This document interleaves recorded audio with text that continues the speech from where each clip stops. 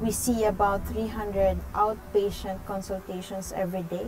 We also provide services to children less than 5 years old with severe acute malnutrition. That's aside from TB, HIV, malaria, Kala-Azar, and other conditions. You will see that a lot of our beneficiaries belong to the high-risk groups or the immunocompromised relative to getting COVID-19. Some of our patients walk hours just to get to the hospital. For miles on end, we are the only secondary facility that they can access. We are very concerned with little ones as a pediatric emergency hospital because we have a lot of patients with severe malarias and patients with severe acute malnutrition. We save a lot of babies. Sadly, at times we also lose some babies. These patients, they are very, very immunocompromised. So they are really the one that needs to be protected.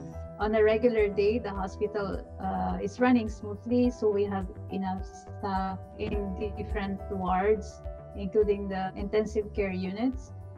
Then, when we had the measles outbreaks beginning of this year, where the pediatric ward is really full of patients, so it was very, very difficult for the nurses, especially because some of the patients that were referred in our hospital were serious cases already. When it comes to the staff, we are overstretched. When we started to communicate to the team about the COVID response, everybody were just really scared to be assigned there. What helps them is also being able to update them about the situation. In terms of catering to the less privileged members of the society, ini-ensure namin na yung maternity services are still ongoing to lessen the gap. Imagine the people in conflict.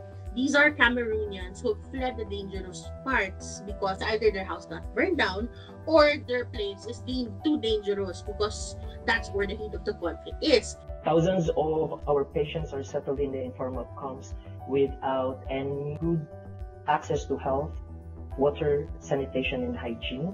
And we are mostly catering children and women and elderly patients in those camps. We push people to do proper hand washing every time. How can they do it if they don't have water in the first place in the community? We don't have enough latrines and showers in the informal camps. I have been to an IDP camp where they only have 3-4 latrines, and then the population in that camp is actually 700 to 1,000 people. They don't have a good shelter.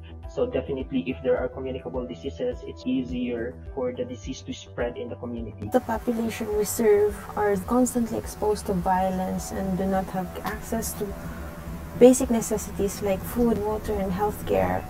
It will be very challenging if we get COVID-19 here. But still, we are preparing. What can we do is PPEs, disinfection, proper hygiene for the team, and proper isolation for patients.